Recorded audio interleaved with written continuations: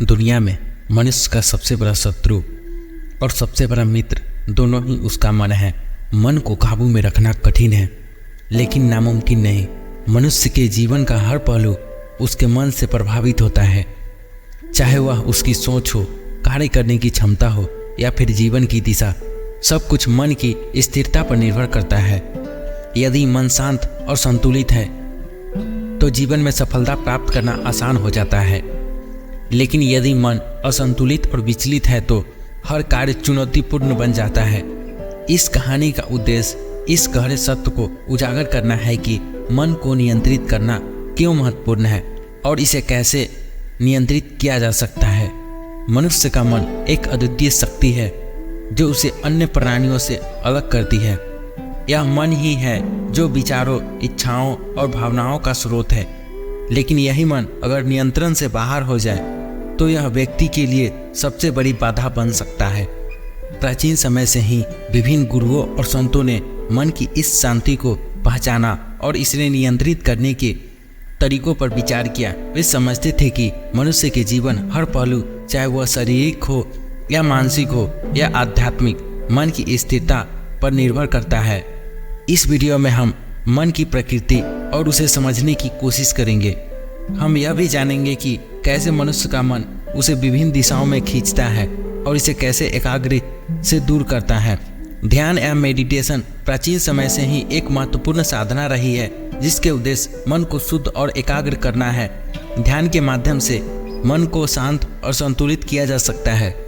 ध्यान का अभ्यास करने वाले संत और ऋषि यह जानते थे कि मनुष्य का मन अस्थिर और चंचल बना रहता है। ध्यान की शक्ति मनुष्य को उसकी आंतरिक शक्ति से जोड़ती है और इसे आत्मसंरक्षण की ओर ले जाती है।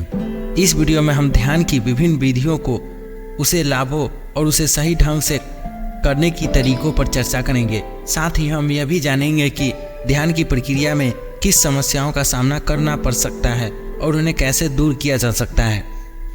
एक दिन जैन मास्टर अपने शिष्यों को ध्यान की विधि सिखा रहे थे। उनके सभी शिष्य ध्यान की प्रक्रिया में लीन थे, लेकिन उनमें से एक शिष्य जो कई दिनों से ध्यान में मन नहीं लगा पा रहे थे, अपने मन की शांति को प्राप्त नहीं कर पा रहा था। यह शिष्य ध्यान में एकाग्र की कमी महसूस कर रहा था और यह उसके लिए आध्यात्मिक चिंता का विषय बन गया था। वह समझ नहीं पा रहा था कि ध्यान करते समय उसका मन क्यों विचलित हो जाता है, जबकि अन्य शिष्य ध्यान की अवस्था में गहराई तक उतर जाते थे। शिष्य ने मास्टर से इस बारे में बात की और उनसे पूछा, मास्टर, जब भी मैं पानी पीता हूँ तो मेरी प्यास बुझ जाती है, लेकिन ध्यान के मामले में ऐसा क्यों नहीं होता? क्यों कुछ लोग ध्यान में जल्दी उतर जाते हैं जबकि कुछ लोग कभी नहीं उतर पाते? मास्टर ने शिष्य की बात ध्यान से सुनी और उसे समझाया। उन्होंने शिष्य को आश्वासन दिया कि वह उसकी समस्या का समाधान करेंगे, लेकिन इसके लिए उसे धैर्य और विश्वास रखना होगा। मास्टर ने शिष्य से कहा, कल सुबह जब मैं एक सेठ के घर भोजन के लिए जाऊंगा तो तुम मेरे साथ चलना, वहां पर तुम्हें इस सवाल का जवाब मिल जाएगा। शिष्य ने मास्टर की बात मान ली और अगले दिन उसके साथ सेठ के घर जाने के लिए तैयार हो गया। अगले दिन मास्टर और शिष्य सेठ के घर पहुंचे। सेठ एक धनी व्यक्ति था जो अपने वैभव और प्रतिष्ठा के लिए जाना जाता था। उसने मास्टर और शिष्य का स्वागत किया और उन्हें बैठने के लिए कहा। सेठ की पत्नी ने जल्दी से भोजन तैयार किया और तीनों के लिए भोजन परोस दिया। जैसे ही सेठ ने पहला निवाला लिया, उसने गुस्से में अपनी पत्नी पर चिल्लाना शुरू कर दिया। उसने कहा, यह कैसा खाना है, इसे कोई स्वाद नहीं है। सेठ का गुस्सा इतना तेज था कि उसने भोजन छोड़ दिया और वहां से चला गया। यह देखकर उसकी पत्नी बहुत शर्मिंदा हुई और उसे मास्टर और शिष्य से माफ़ी मांगी। उन्हें कहा कि वह जल्दी से नया भोजन तैयार करेगी। मास्टर ने सेठ की पत्नी को शांत किया और कहा, इसकी कोई ज़रूरत नहीं है, यह भोजन बहुत स्वादिष्ट है। मास्टर ने शांति से भोजन किया, जबकि शिष्य इस पूरी घटना को ध्यान से देख रहा था। मास्टर का यह व्यवहार शिष्य के लिए एक सबक था। मास्टर ने भोजन के अंत में अपनी थाली में 2 रोटी छोड़ दी और सेठ की पत्नी से कहा, क्या तुम यह 2 रोटी बांधकर मुझे दे सकती हो? सेठ की पत्नी ने वैसा ही किया और मास्टर को रोटियां बांधकर दे दी। जब मास्टर और शिष्य जाने लगे तो सेठ को अपने व्यवहार का पछतावा हुआ। उसने मास्टर से माफ़ी मांगी और कहा कि वह अपने गुस्से पर काबू नहीं रख पाया। मास्टर ने सेठ को माफ़ कर दिया और उसे समझाया कि जीवन में संयम और धैर्य कितना महत्वपूर्ण है। उन्होंने कहा, मनुष्य का मन बहुत चंचल होता है और इसे नियंत्रित करना आवश्यक है। जब तक हम अपने मन पर काबू नहीं रखते तब तक हम अपने जीवन में शांति और संतुलन नहीं पा सकते। जब मास्टर और शिष्य वापस लौट रहे थे तो शिष्य ने मास्टर से पूछा, मास्टर आपने मुझे अभी तक मेरे सवाल का जवाब नहीं दिया।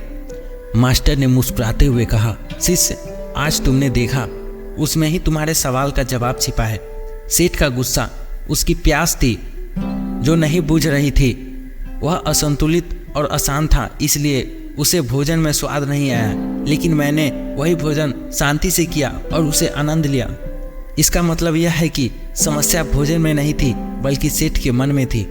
शिष्य ने समझा कि ध्यान की सफलता में इसी पर निर्भर करती है कि यदि मन अशांत है और स्थिर है तो ध्यान नहीं लग सकता। इसलिए अपने मन को शांत और केंद्रित रखना सीखना होगा। मास्टर ने समझाया, मनुष्य का मन बहुत चंचल होता है। यह हर समय एक चीज से दूसरी चीज पर भटकते रहता है। ध्यान में उतरने के लिए सबसे पहले हमें इस चंचल पर काबू पाना होगा। मास्टर ने कहा, ध्यान की सबसे महत्वपूर्ण विधि है सांस पर ध्यान केंद्रित करना। सांस हमारे जीवन का मूल आधार है और इसे नियंत्रित करना हमें हमारे मन को नियंत्रित करने की ओर ले जाता है। जब भी तुम ध्यान करके बैठो, अपनी सांसों पर केंद्रित करो, सांसों की गति को महसूस करो और धीरे धीरे अपने मन को हर विचार से मुक्त करो। उन्होंने आगे कहा, ध्यान करते समय मन को भटकने से रोकने का सबसे अच्छा तरीका है कि जब भी तुम्हारा मन भटके तुम उसे वापस अपनी सांसों पर ले आओ। यह एक कठिन प्रक्रिया हो सकती है, लेकिन निरंतर अभ्यास के साथ तुम इसमें निपुण हो जाओगे। मास्टर ने शिष्य को यह भी समझाया कि मन और शरीर का गहरा संबंध है। उन्होंने कहा, जब शरीर स्वस्थ और स्थिर होता है तो मन की स्थिति और शांत रहता है। इसलिए ध्यान के साथ साथ शरीर स्वास्थ्य का ध्यान रखना भी आवश्यक है। उन्होंने शिष्य को योग का अभ्यास करने की सलाह दी ताकि उसके शरीर और मन दोनों स्वस्थ रहे।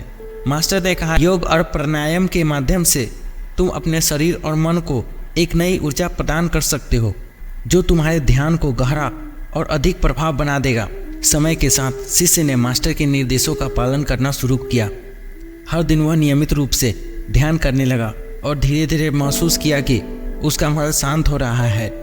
शिष्य ने देखा कि जब वह ध्यान करता है तो उसके मन में विचारों की बाढ़ नहीं होती बल्कि विचार नियंत्रित हो रहे हैं। वह ध्यान की गहरी अवस्था में प्रवेश कर पा रहा है और उसे एक नई अनुभूति हो रही है। मास्टर ने शिष्य को बताया कि ध्यान की गहराई को प्राप्त करने के लिए धैर्य और निरंतरता की आवश्यकता होती है। ध्यान में गहरे उतरने के लिए हर दिन अभ्यास करना होगा और अपने मन को बार बार प्रशिक्षित करना होगा। कुछ महीने के नियमित अभ्यास के बाद शिष्य ने अपने मन को काबू में रखना सीख लिया। अब वह ध्यान की गहरी अवस्था में आसानी से प्रवेश कर सकता था और उसे ध्यान में वह शांति और संतोष महसूस हो रहा था जिसकी वह हमेशा से तलाश रहा था। मास्टर ने शिष्य की प्रगति को देखकर उसे आशीर्वाद दिया और कहा, तुमने अपने मन पर विजय प्राप्त कर ली। अब तुम ध्यान की वास्तविक शक्ति को समझ सकते हो और उसे अपने जीवन में लागू कर सकते हो। यह कहानी हमें यह सिखाती है कि मनुष्य का सबसे बड़ा मित्र और शत्रु उसका मन है। यदि मन को सही तरीके से प्रशिक्षित किया जाए और उसे नियंत्रित किया जाए तो जीवन के हर चुनौती को पार किया जा सकता है। ध्यान, योग और प्राणायाम के माध्यम से हम अपने मन को, शरीर को संतुलित और स्वस्थ रख सकते हैं, लेकिन इसके लिए नियमित अभ्यास, धैर्य और समर्पण की आवश्यकता होती है।